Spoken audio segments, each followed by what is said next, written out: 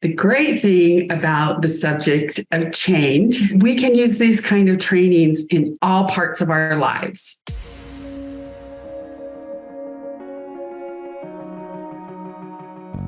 Agent Power Huddle is a daily jumpstart, giving you all the tools you need to create an amazing real estate career. Led by top experts in the field, you'll learn how to sell more houses in less time while creating the life you want. Welcome to the Agent Power Huddle. Good morning. My name is Connie, and I just wanted to welcome you all this morning to talk about one of the subjects that I think is so interesting and challenging and necessary in real estate. The great thing about the subject of change, which is what we'll be talking about today, is that we can use these kind of trainings in all parts of our lives, with all parts of our, in our world, with our families, with our personal goals, all the things we like to do. And so with the experience of some certain years, I can say that change can be just such a challenge. It's a mystery sometimes how what works and what doesn't work. And so today we'll talk about it mostly in real estate terms, but we can also just know that you can use all this information to in other areas that you might want to make some changes. So change is, like Webster will say, it's making something different, to alter or modify or replace something with something else. Or as a noun, it's the act or instance of making something different. So I think that as far as in your real estate business, there's probably some things you'd like to change and to improve. And to do that, you need to be able to figure out, all right, I think I want to do this. I keep saying I want to do this. Why am I not doing this? And so today we're going to talk about a program called Immunity to Change. It was developed by two Harvard business professors, Lisa Lasko-Leahy and Robert Keegan. Now, they wrote a book about it, and it is on Amazon, but you don't want to go buy it because it's a big old textbook that is very, it's very dry, very dense, but the information is to me has been really life-changing. And so basically, when we have an immunity to something, it means we have a protection from something happening, protection from illness, protection from losses, like say with an insurance thing. So with an immunity to change, it means we have a protection to not change, which is usually not the thing we want to do if we're trying to improve. So we can start, there's I think we can get to the crux of some of this is start with this, just a quick math joke. There's 14 frogs sitting on a log, and 3 decide to jump in. How many are actually left on the log? Anyone want to jump in and tell me? No, you're probably thinking in your head, it's 11. But I said decide to jump in, not did jump in. So I think that really emphasizes that you can decide you want to change, but not actually change. So basically, when you have, so the program with Immunity to Change they've developed what's called a mind map. And I don't know, if Autumn, do you have that? Share the screen, or can I share my screen? You should be able to share your screen. Okay. Help me. Bear with me here. All right. I am just going to talk about this for a minute while I look for that. So basically, the mind map is set up in the first phase of it. Is 4 sections. The first is a column that's this, like your commitment. The second is doing and not doing. The third is your hidden commitments, and including one little box in there that they call the worry box. And the other one is 4 is called big assumptions. And now maybe show me where I share my screen here. Autumn, do you know how to show me or guide me through it? So at the bottom of the Zoom box, you should have and there's the green share screen. Bless you. All right. Let's see. Oh, goodness. Sorry about this, gang. Let me. All right. Hang tight. Bear with me 1 second while I grab this.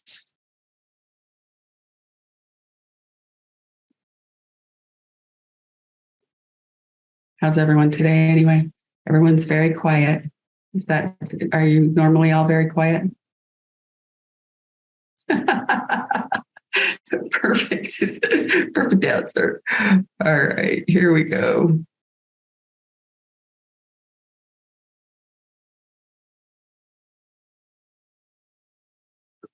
All right. Thanks for your patience.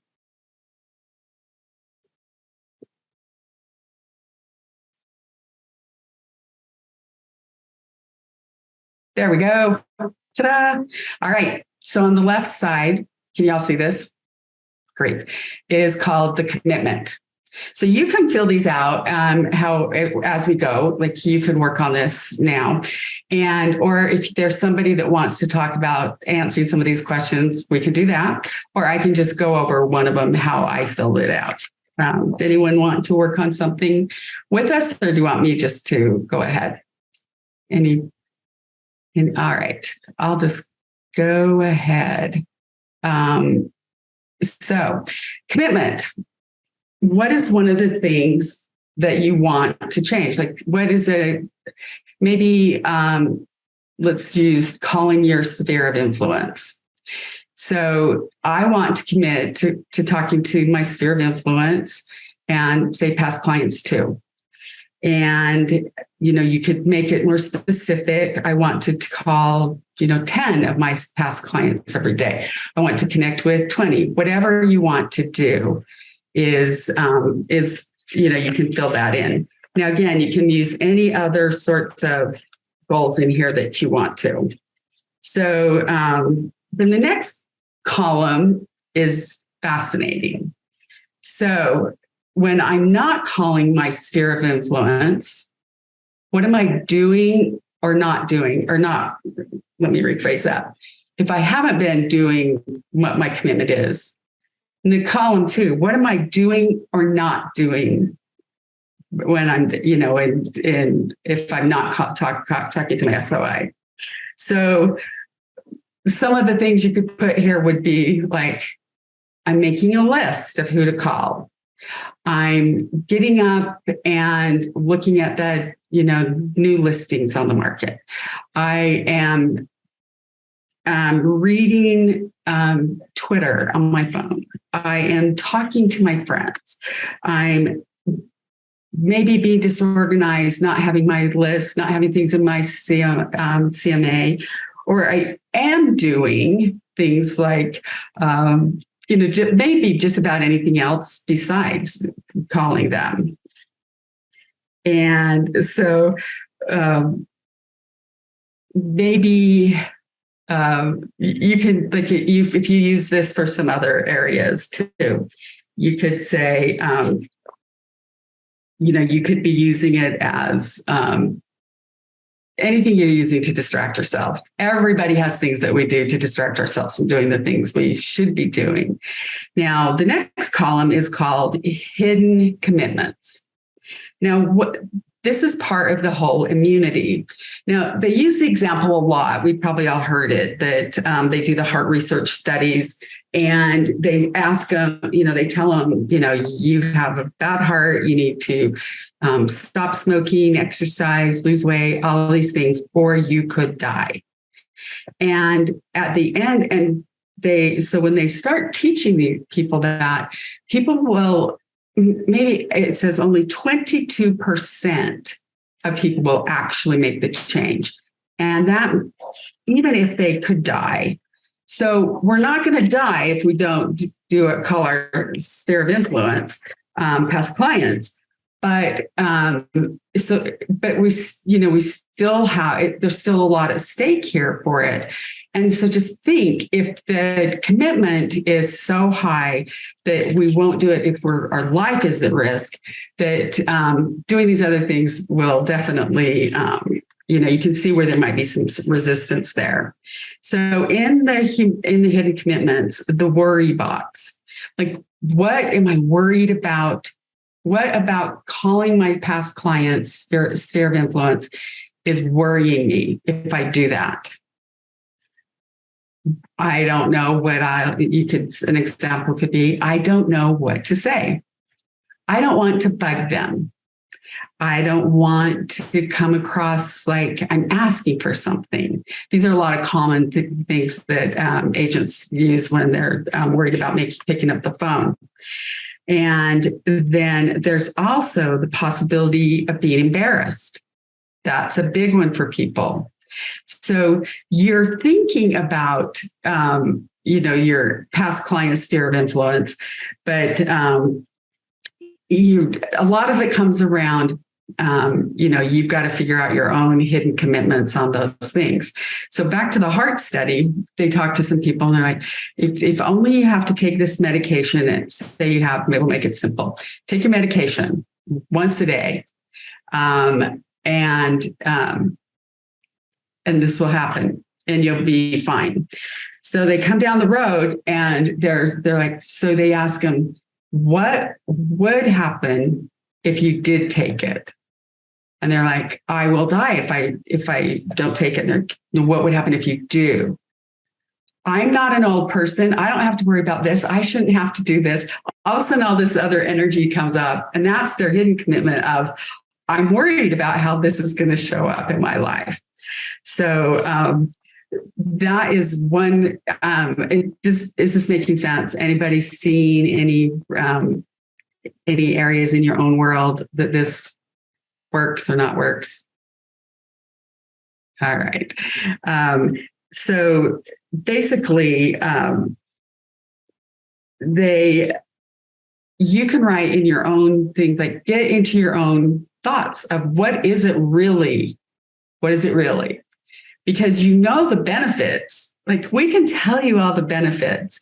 You're going to make more money. Your business will be easier. You're going to enjoy more success, which will make you have more fun, things, money and things to spend on your family. There's so many benefits we can get, but we get caught in the negatives of it. So then the next section is, what are the big assumptions that you're making about not being able to do this? So it is, you could say, I'm going to assume people think I need this, that I'm not successful. People are going to assume that that's probably one of the biggest ones that I've seen on this, is that people feel like they're needy. So what you're not doing, back to section 2, is you're doing things to distract you from the discomfort of what's going on these assumptions you're making from what people, what you think people are going to say if you do it. So big assumptions there. One of the other big assumptions can be that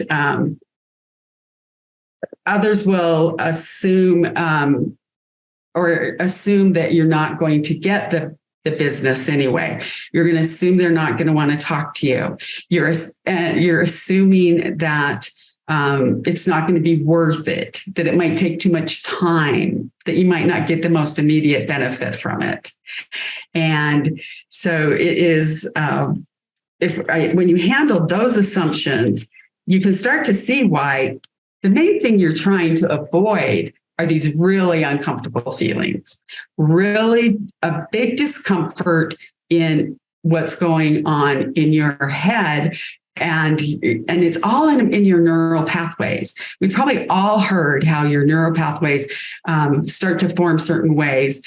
And so over time, they create pathways and they create the best route. Like when you're driving somewhere, you know the best way to drive there. You know how to get there most effectively. Your brain starts to do that as a survival thing. It's going to be more efficient. It's going to get you there. So we're making these same assumptions. And so as soon as you start thinking about calling your for sale by owners, your sphere of influence and past clients, that you're going to be embarrassed. You're going to not know, or they're going to think you're needy or asking for something. So you can see where it makes it harder to go back to keeping your commitment. Now, I just think it's so interesting. So when I did some of this work and I filled out my doing, not doing, I found it to just be fascinating, because when I was sitting down at my desk that day, during the day to start to work, and I could see, and I started doing anything in column 2 that I all of a sudden realized I was doing to distract myself, I had so much more awareness. Like, oh, you don't really need to search the new listings on the MLS right now. Oh, you really don't need to update X. You are doing these things to avoid this. And once I had written it down, it became so much easier just to not fool yourself that way, to just not say, okay, I am going to, it's sort of just be, again, making your brain aware of the patterns you're doing to not meet your commitments. Now, I know all of us in this business, and if you're here in our group, I know you're committed to being a great agent. You're committed to being successful. You're committed to serving people. So you want to make sure you're looking at these things and analyzing what is going on.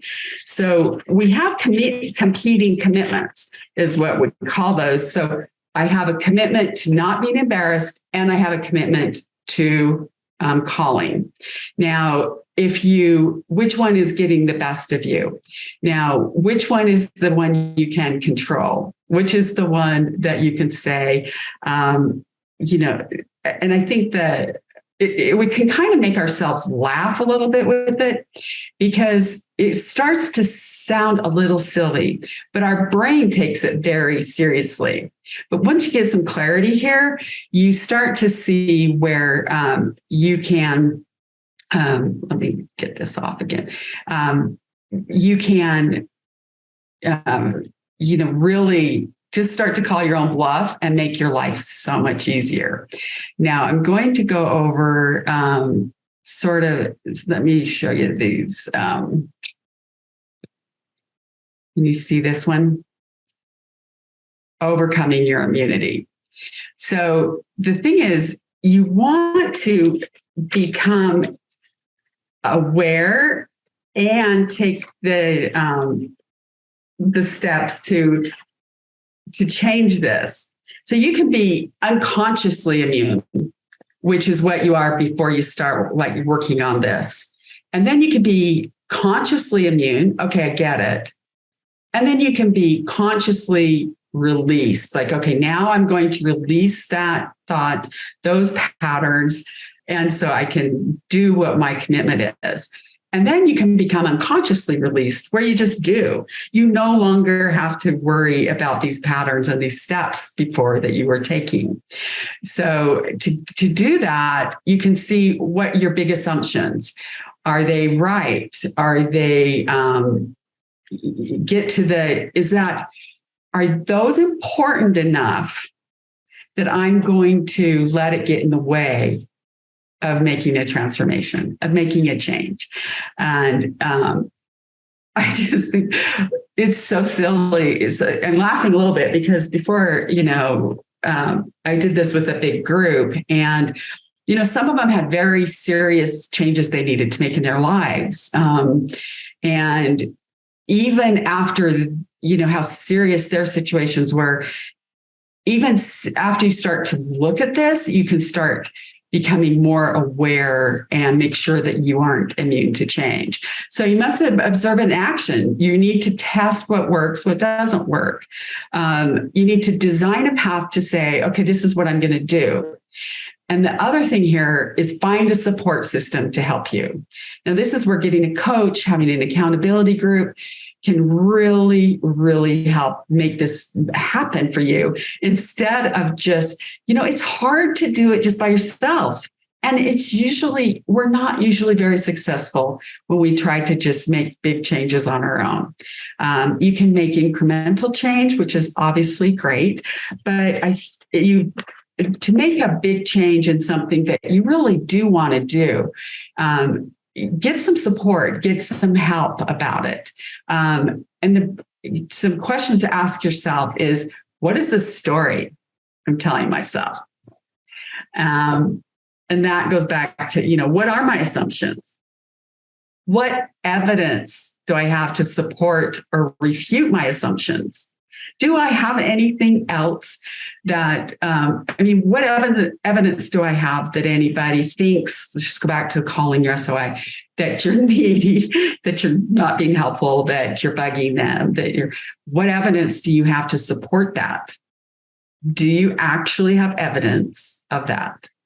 Or do you have support for certain parts? And then if you do, it's like making those changes to help that. And then 4, what else could be true? What else could be true? Maybe you're getting your business from other ways. So you think this doesn't matter, even though you go back to that first column, you have made a commitment to do it. So you're saying out loud, it does matter. And you maybe even have made a commitment to someone, yes, I'm going to do this, but you're not doing it. So then you have to decide what else could be true. What else could be true? Can it be true that my life will get much better? Can it be true that I'll be helping more people? Can it be true that I'm going to reconnect with past clients who I love and I enjoyed working with and step back in time and have that conversation again? Can that still be true? And I think who here has had any experience with having, like, calling past clients or having any resistance? Does anyone have anything to share about this general conversation?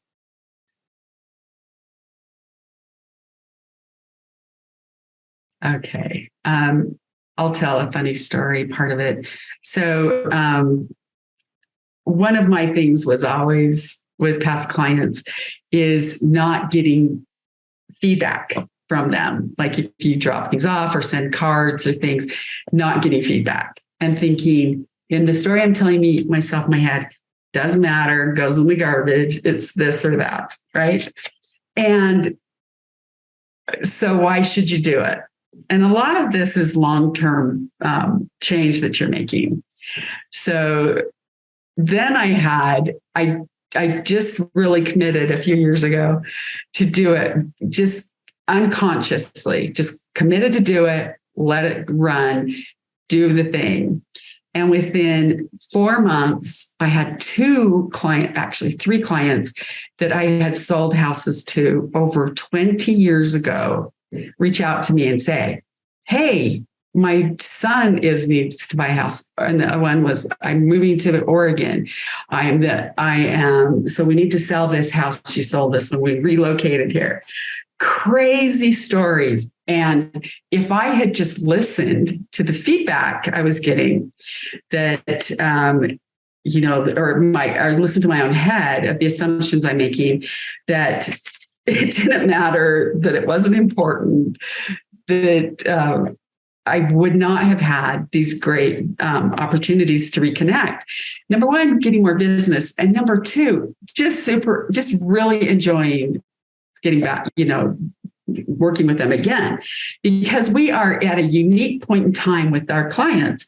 And we feel like, it's such an important stage in their world, for whatever the changes that they're moving, that we become very close. And so then when we aren't the same, it's hard. But the truth is, they have friends, they have family, they want to work with us, but they want to interact with us, but we're not necessarily the top on their shelf. We just need them to think about it when it happens. So to me, that was just incredibly good feedback that it matters. And I'll tell you, neither of those clients, or those 3 clients, had responded to me over the last several years. Not once, not one peep. And then they call you when they're ready. So for me, using this as an example and understanding the why and the changes that you need to make and the commitment you can make to improve your world, I think it's just so useful. So I highly recommend you using that. The original, I can show you this, and just fill it out. Use it to just think about it. What is what am I committed to? What am I doing or not doing in regards to that commitment? What are my hidden commitments? I'm really committed to not being, I don't know. I've talked about that a lot, but anyway, and then what are your big assumptions? So anyway, I'd love to know. We have 2 minutes left if anybody has any questions. I know it's kind of a lot to give. And there are this doing and not doing section, I think, is one of the most powerful exercises I do with any of my mind maps. That's what they call it, an immunity map. And they have a company called Mind Mapping. And so you could use this with exercise. What am I doing, not doing to working out? What am I doing, not doing to, or what is it doing, not doing on social media? What am I doing, not doing for, I don't know. There's so many things we usually all would really like to change and get better at. So, anyone have any general questions I can help answer? Hopefully you've learned something and it's sparking something that will help you create some great change and have a, more successful business and enjoy your business more too. All right. I think we're good. Thanks for showing up. I appreciate it. And have a great rest of your day. Take care. If you'd like more information or to get connected to the Agent Power Huddle, join our free Facebook group. This call was designed for the agents in our EXP organization, but open to any agent from any brokerage. If you're a guest and you're interested in learning more about EXP or our specific resources within the Agent Collective, reach out to the person who invited you to this call to get more info. Produced by the Agent Collective Media Network.